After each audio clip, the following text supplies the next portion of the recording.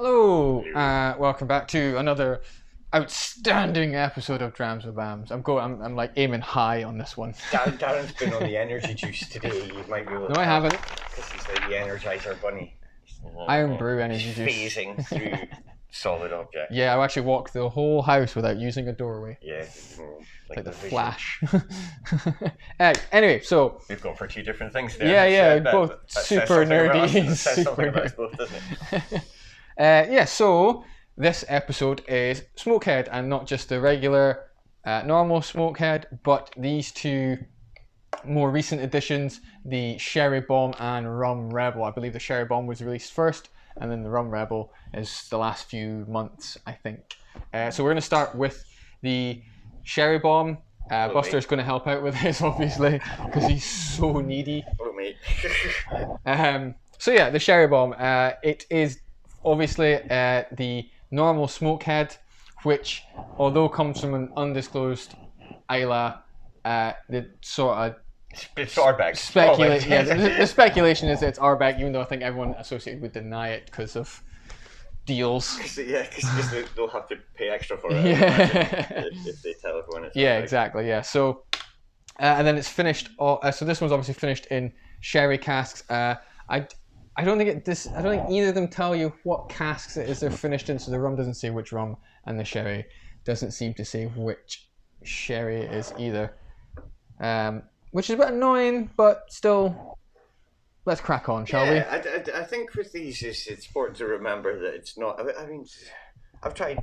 I saw that Sherry Bomb when I was up in Speyside, and like it sounds as if Sherry Bomb makes it sound as if, whoa, but I mean it's not. I think that the predominant thing in this is the Smokehead. Yeah, absolutely. So you still get straight on the nose. It's You get still really you get the medicinal peat sort of smoke straight away. briny. Seaweed, I think is the word they use. Bit of bitterness, but you do straight away still get some of that sherry through it. Now we've had these before. I can't remember what for. Probably just drinking them, but I'm sure we did it for a thing. Did it for a thing. I don't know. I can't remember. We've lost track, to be honest. We do a lot of videos for things these days. One of these is like you get it real cheap at John Lewis, right? Yeah, I think both of them you get through John Lewis. Yeah. As we know, because we bought them through our friend at work, John Lewis. Yeah, thanks to he brought these to our attention. Yeah, absolutely. But I really like both of these, if I'm honest. Which is weird because they're really smoky. Yeah, I know. I think that the sweetness from both the sherry and the rum cut through it enough for me. They're like proper briny. He's just lying upside down. Yeah. He's an idiot. Yeah, they are. Lafroigy. It's weird. That's what. I think that's what surprises me about it is that I like it despite that really strong Isla tastes. But I think it does it really well. So you do get that. Very, very smooth. Well, I think the smoothness helps. It's like a. It's the. Keep that on your tongue, and it doesn't. You know, you can just be like. It's a weird type of smoke to it, though. It's like a sweeter smoke. You get the sherry through there. I think you still get a good bite of the sherry, especially to start with. It's certainly our bag. I mean, It is. Yeah, it is. This, I mean, they can't say it, but it is. It's almost certainly. Yeah, absolutely. This is one of the probably easier undisclosed Isla type ones to guess. But it's because it's such a distinctive. Yeah, and you get that. It's a saltiness. Yeah. Salty peat. We all know about that. I have been described as salty in the past. But the finish is like it. I get very little. I see it's getting that really like that lovely TCP carbon bonfire. It is, yeah. And then there's a little bit of sweetness, but it's difficult to tell whether that's from the sherry or whether that's from a sherry. But with sherry bomb implies that it's going to explode with sherry, and I think the first bite you get is sherry, and then it's just the sherry is completely overpowered by the classic Isla Ardbeg. You get through it, and it's really nice, and I think it balances it out quite nicely. Got a bit of spiciness to it. Got a needy dog that's petting me. If I stop, I get like a little paw. You're like, excuse me, mister. Excuse me, what you do? It's not a little paw. It's like a giant bear paw. Yeah. But I think that's really nice. It's a really nice blend of smoky whiskey and sherry, I think. Absolutely, you do get your sort of spicy, peppery, clovey, herby notes. Earthy is certainly something I would describe Very it earthy, as. definitely. Very earthy, TCP, PE, but with like, real nice. Just like that sweetness from the sherry cuts through it really nicely. I feel like an Isla. If you like an Isla and want something just a little bit different, that's really You want to know nice. something dumb? I'm full of dumb things. Why not add Something another? dumb. Up until for ages, I kind of thought Smokehead was a blend. Up until like a few years ago. I thought the original Then was. there was one day I was like, wait a minute, that's in the wrong place. I'm like, oh, no, it's not. Yeah. It's in the right place. No, That's I weird. thought the standard Smokehead was a blend. It's something that I never really. I guess I just didn't pay enough attention to the bottle. Yeah, it's done because it says in the bottle Isla single malt. So like, Well, it's pretty. I mean, it's pretty stylized. yeah, I mean, I think the bottles look really cool, but and the tubes you get them If you in, like it's metal whiskey and tubes. own a leather jacket, you're probably going to enjoy that bottle. It's me, isn't it?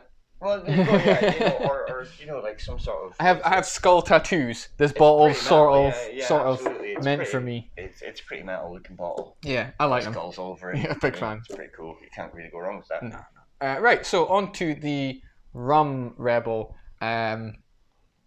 I found this a bit sweeter last time I had it. I didn't have them one after the others though. This is the first time I've had them in close proximity. I think I remember there being more of a rum influence in this one than I felt there was a sherry influence in the other one.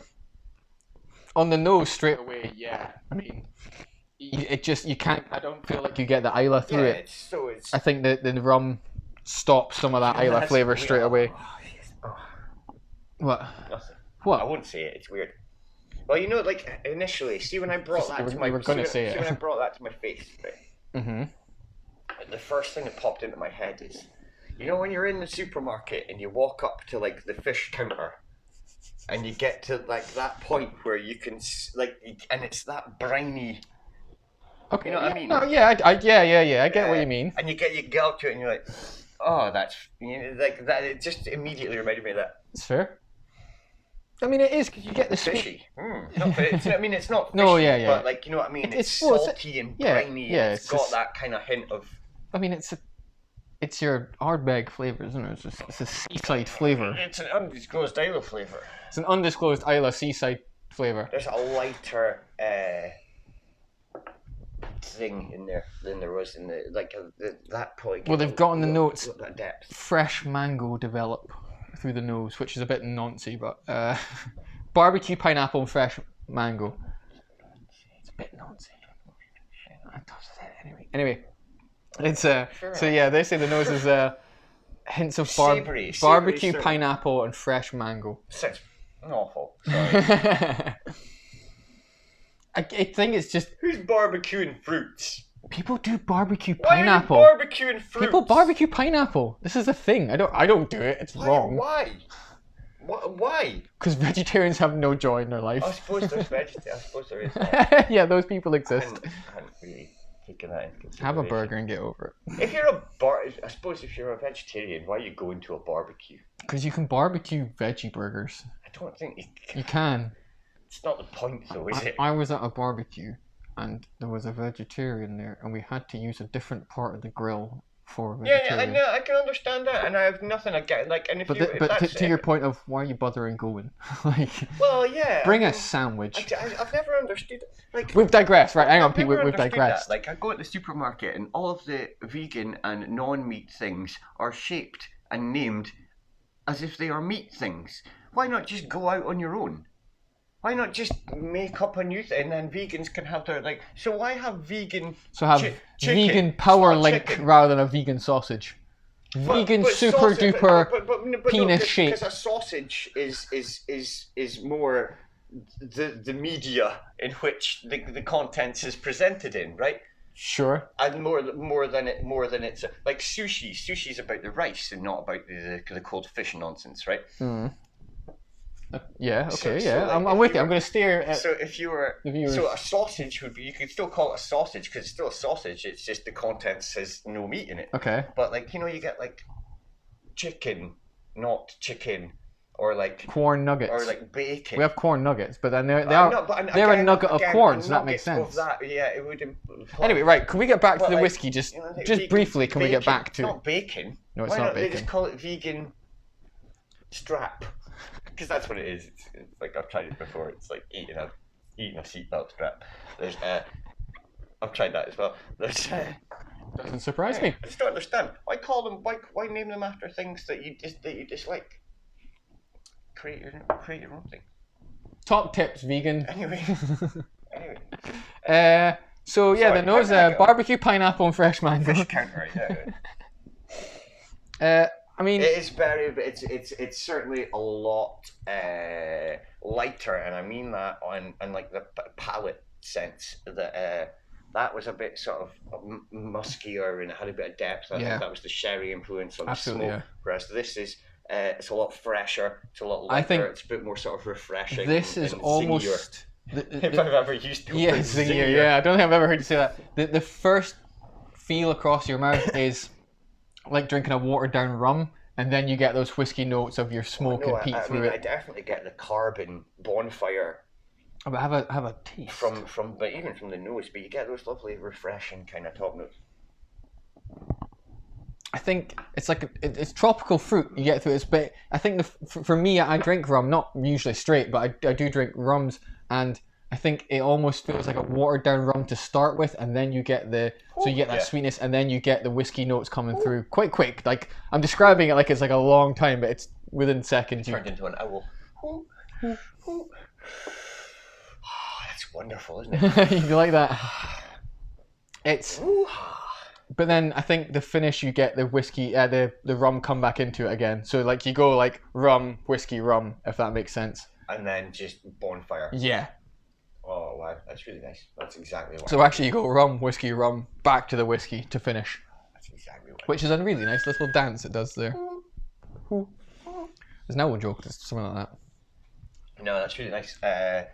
Like I say, that's certainly that one. There's a nice contrast between them. Because they're very different. I mean, if you want a really good example of cask influence, these are really perfect ones to try. And they're only 2% difference. There's 48% for the sherry and 46% for the rum rebel. But I think backwards. If I had to guess which one was slightly stronger, I wouldn't have put it that way round. I thought the sherry bomb is much smoother. Yeah, I think it gets hidden from the sherry and the much stronger peat smoke. I think the strength gets hidden by that a little bit, and this because it's more of like a open, softer flavor. Yeah, you maybe feel the alcohol a little bit more. Crisper, gentler things going on. Yeah. in that rum one than there is in that. But I think those are two. Like if you want a really nice example of two very different cask influences, a very quick, easy to taste. Excuse me, it's agreeing with me rather nicely. We want two very quick examples. Like I had to neck my omeprazole before. Yeah. But like ones you don't have to overthink. You can just go. That's a sherry bomb. That's got your sherry. That's got your rum. Absolutely. If you like your smoky whiskies, try them out. It's a nice looking bottle. If you want if you're looking for something to sit on your sort of shelf or whatever kind of gantry or everything you have at home, particularly if you like your metal, it's pretty cool because black bottles, skulls, cool. Yeah, I mean, what more could you ask for, really? I've realised. Pantera. I've also Pantera. Okay, that's fair. Yeah. That's it. This is your Pantera of rum.